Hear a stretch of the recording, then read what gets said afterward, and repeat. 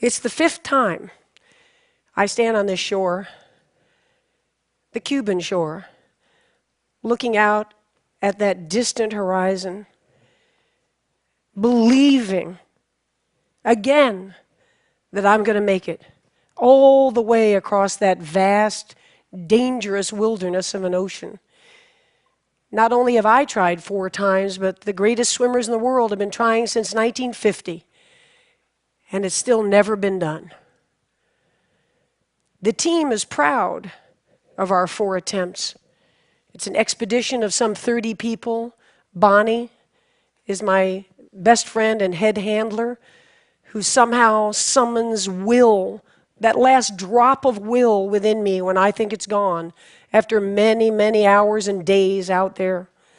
The shark experts are the best in the world, large predators below. The box jellyfish, the deadliest venom in all of the ocean, is in these waters, and I have come close to dying from them on a previous attempt. The conditions themselves, besides the sheer distance of over 100 miles in the open ocean, currents and whirling eddies, and the Gulf Stream itself, the most unpredictable of all of the planet Earth. And by the way, it's amusing to me that journalists and people, before these attempts often, ask me, well, are you going to go with any boats or any people or anything? And I'm thinking, what are they imagining? That I'll just sort of do some celestial navigation and, carry a Bowie knife in my mouth, and I'll hunt fish and skin them alive and, eat them, and maybe drag a desalination plant behind me for fresh water. Yes, I have a team. And the team is expert. And the team is courageous and brimming with innovation and scientific discovery, as is true with any major expedition on the planet. And we've been on a journey. And the debate has raged, hasn't it, since the Greeks, of isn't it what it's all about? Isn't life about the journey, not really the destination? And here we've been on this journey, and the truth is it's been thrilling. We haven't reached that other shore, and still, our sense of pride and commitment, unwavering commitment. When I turned 60, the dream was still alive from having tried this in my 20s and dreamed it and imagined it. The most famous body of water on the earth today, I imagine, Cuba to Florida. And it was deep in my soul. And when I turned 60, it wasn't so much about the athletic accomplishment. It wasn't the sort of ego of, I want to be the first. That's always there, and it's undeniable. But it was deeper. It was, how much life is there left? Let's face it, we're all on a one-way street, aren't we? And what are we going to do? What are we going to do as we go forward to have no regrets looking back? And all this past year in training, I had that Teddy Roosevelt quote, to paraphrase it, floating around in my brain, and it says, you go ahead. You go ahead and sit back in your comfortable chair, and you be the critic. You be the observer, while the brave one gets in the ring and engages and gets bloody and gets dirty and fails over and over and over again, but yet isn't afraid and isn't timid and lives life in a bold way. And so, of course, I want to make it across. It is the goal, and I should be so shallow to say that this year the destination was even sweeter than the journey.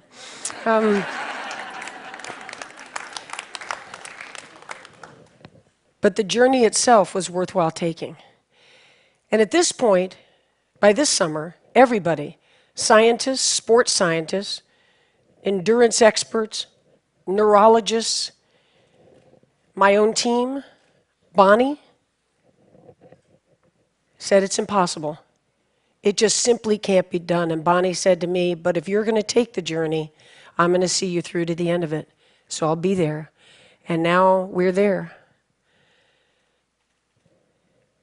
And as we're looking out, kind of a surreal moment before the first stroke, standing on the rocks at Marina Hemingway, the Cuban flag is flying above, all my teams out in their boats, hands up in the air. We're here. We're here for you. Bonnie and I look at each other and we say, this year the mantra is, and I've been using it in training, find a way. You have a dream, and you have obstacles in front of you, as we all do. None of us ever get through this life without heartache, without turmoil. And if you believe and you have faith, and you can get knocked down and get back up again, and you believe in perseverance as a great human quality, you find your way. And Bonnie grabbed my shoulders and she said, let's find our way to Florida. And we started. And for the next 53 hours, it was an intense, unforgettable life experience. The highs were high, the awe. I'm not a religious person, but I tell you, to be in the azure blue of the Gulf Stream, as if as you're breathing, you're looking down miles and miles and miles, to feel the majesty of this blue planet we live on. It's awe-inspiring. I have a playlist of about 85 songs, and especially in the middle of the night. And that night, because we use no lights, lights attract jellyfish, lights attract sharks, lights attract bait fish that attract sharks. So we go in the pitch black of the night. You've never seen black, this black. You can't see the front of your hand, and the people on the boat, Bonnie and my team on the boat, they just hear the slapping of the arms, and they know where I am because there's no visual at all. And I'm out there kind of tripping out on my little playlist. I've got tight rubber caps. I don't hear a thing. I've got goggles, and I'm turning my head 50 times a minute. I'm singing, imagine there's no heaven. Do-do-do-do-do. It's easy if you try. Do-do-do-do. And I could sing that song 1,000 times in a row. Now there's a talent unto itself. And each time I get done with, ooh, you may say I'm a dreamer, but I'm not the only one. 222. Imagine there's no heaven. And when I get to the end of 1,000 of John Lennon's Imagine, I have swum 9 hours and 45 minutes. Exactly. And then there are the crises. Of course there are. And the vomiting starts, the seawater, you're not well, you're wearing a jellyfish mask for the ultimate protection. It's difficult to swim in, it's causing abrasions on the inside of the mouth, but the tentacles can't get you. And the hypothermia sets in. The water's 85 degrees, and yet you're losing weight and using calories. And as you come over toward the side of the boat, not allowed to touch it, not allowed to get out, but Bonnie and her team hands me nutrition and asks me what I'm doing, how am I all right? I am seeing the Taj Mahal over here. I'm in a very different state. And I'm thinking, wow, I never thought I'd be running into the Taj Mahal out here. It's gorgeous. I mean, how long did it take them to build that? It's just so, woo. And then we kind of have a cardinal rule that I'm never told really how far it is, because we don't know how far it is. What's going to happen to you between this point and that point? What's going to happen to the weather and the currents? And God forbid you're stung when you don't think you could be stung in all this armor. And Bonnie made a decision coming into that third morning that I was suffering and I was hanging on by a thread. And she said, come here. And I came close to the boat, and she said, look out there. And I saw light, because the day's easier than the night, and I thought we were coming into day. And I saw a stream of white light along the horizon. And I said, it's going to be morning soon. She said, no, those are the lights of Key West. It was 15 more hours, which for most swimmers would be a long time.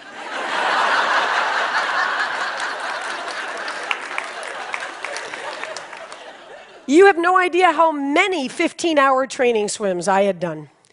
So here we go, and I somehow, without a decision, went into no counting of strokes and no singing and no quoting Stephen Hawking and the, parameters of the universe. I just went into thinking about this dream and why and how.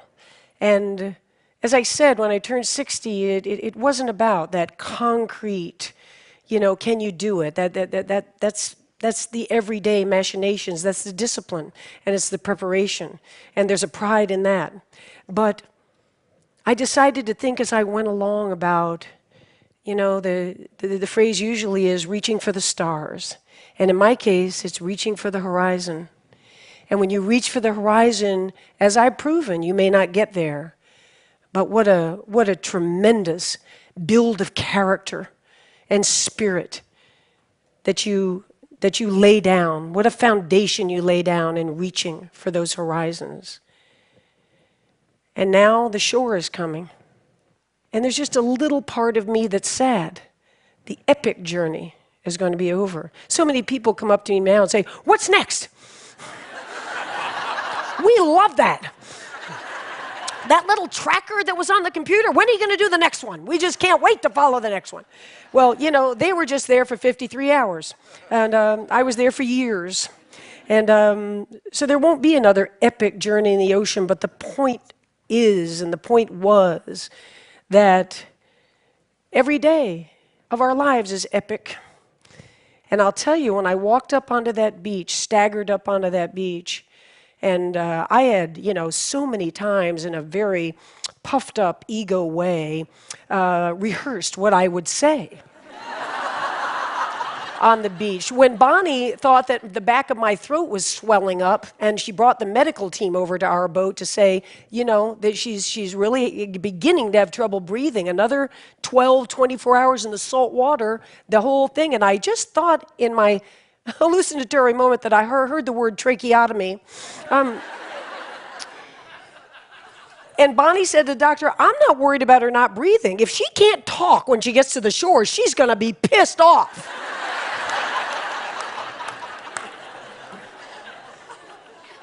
But the truth is, all those orations that I had practiced just to get myself through some training swims as motivation, it wasn't like that. It was a very real moment with that crowd, with my team. We did it. I didn't do it. We did it.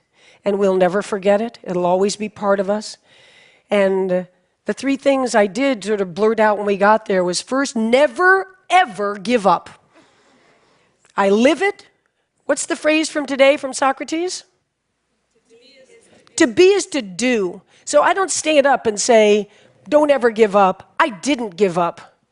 There was action behind these words. The second is, you can chase your dreams at any age. You're never too old. 64, that no one at any age, any gender could ever do, has done it, and has no doubt in my mind that I am at the prime of my life today. Yeah.